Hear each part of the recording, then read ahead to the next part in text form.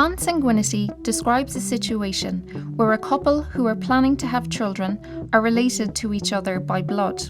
In this example, Anne's mother Jane is the sister of John's father Ian, and so Anne and John are first cousins. There is an increased risk of genetic disorders occurring in children from parents who are related. For first cousins, where there is no other consanguinity in previous generations, this risk is approximately 5%.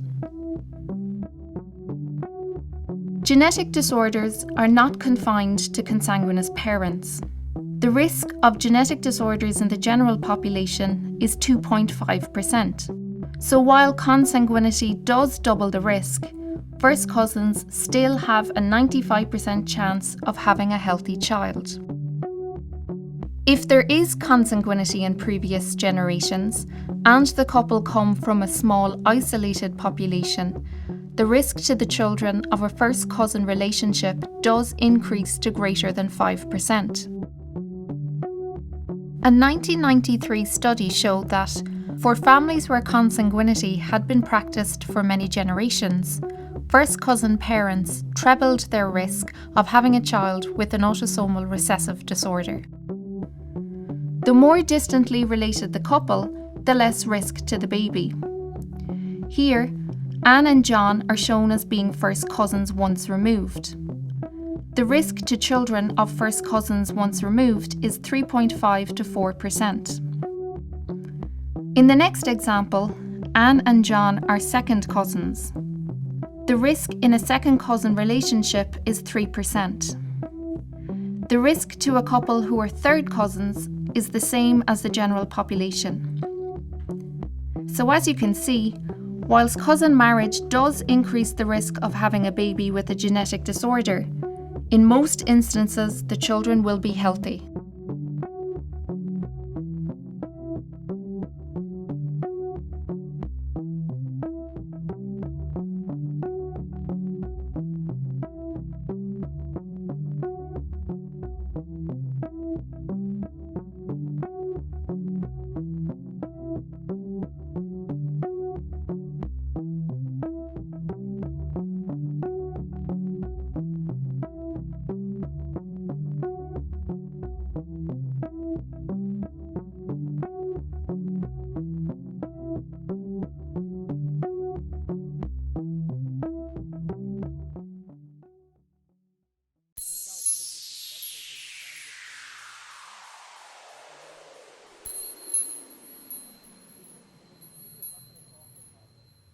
I just want to highlight something. I want to address something first of all to the young people who are being pressured into getting married. I just want to say just a couple of things to you guys. It's not the solution to all of your problems, but at least I'll highlight some things.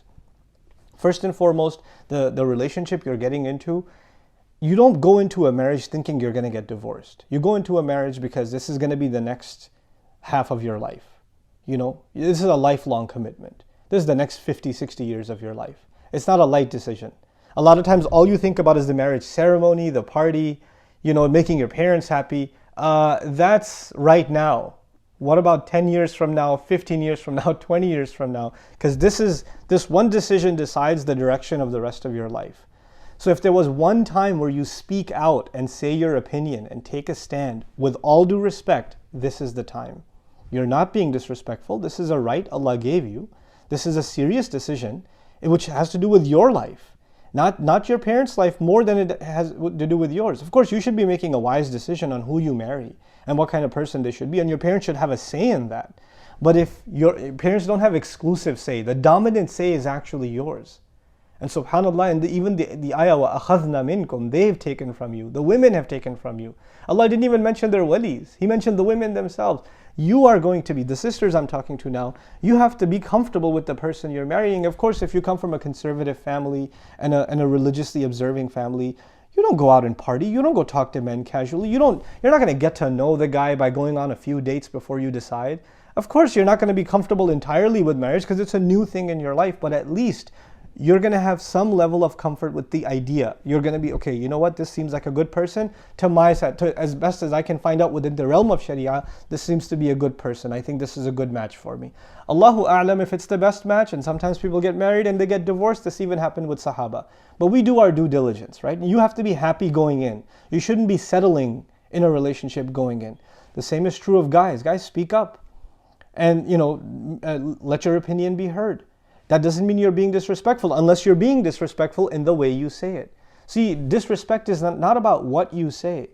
A lot of times what you say is legitimate. It's your right. You have the right to say something. But how you choose to say it, the tone you choose to use, all of these things matter. So be wise in how you bring this up to your elders. To the elders, I'd like to say that if your children are 24, 25, even 22, 23 years old, they're way over adults. And if they come to you saying, I want to marry this girl, or I want to marry this man, then first of all, and you're living in the West, let me add one more condition here. If you're living in the West, then try to understand something. They would not have brought this proposal up if they weren't serious. Second of all, they're not children anymore. You can call them children when they're 85 years old and you're 150. It won't matter. They're not children anymore. They're adults. And this is not a kid going to a toy shop saying, I want to buy that toy, but get me an Iron Man action figure. And so you just yell at them and say, no, that's not for you. Buy the Ninja Turtles instead. No. This is not the purchase of a toy. This is a life decision. And these young people, you should discuss this decision with them. But for a lot of you parents, when they bring up a proposal, you're like, no way. Are you kidding me? And it becomes a matter of pride that your child chose a person, not you. Look, you brought them into a Western society. They're mingling with men and women all the time. The fact that they may have found somebody, maybe not in the most acceptable means Islamically, but it's already happened. They already like somebody. They're already interested in marrying someone. And you shut them down and you say, no way, this will never happen. This is a matter of our pride. This is a matter of our religion. Well, there are so many other matters of your religion where you ignore to teach them properly, where you ignore to provide them a healthy environment.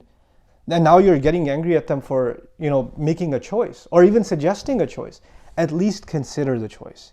Become more open-minded about the possibilities. The world around you has changed. The way you got married, the way even, my parents got married is a different time. Those norms, those standards, cultural standards have changed. The world around us has changed, So we have to be open to the choices that our children are making. Look, if you're sending your son to college, you have enough trust in him to send him to college, to let him work in a non-Muslim society. If you're sending your daughter to school and she's getting an education in a non-Muslim society, you trust her enough to send her out into a cruel, corrupt world, and to survive and uphold her values. So then you have to trust her enough with her decision. At least enough to consider her decision. Even if you don't like the choice at first, at least to consider that decision. So be a little more open-minded about this discussion and control the tempers. No, there's no need for overly dramatic language. There's no need for, oh my God, all of my dreams have shattered and you're no longer my son and all of this stuff. Just take it easy. Take it easy. Everybody needs to be able to say how they feel. In many Muslim cultures, parents don't open up. They only open up when it's too late. And children don't say anything because they're too afraid of what their parents might think. We need to change that culture. We need to have a culture of open, honest, and yet at the same time respectful communication.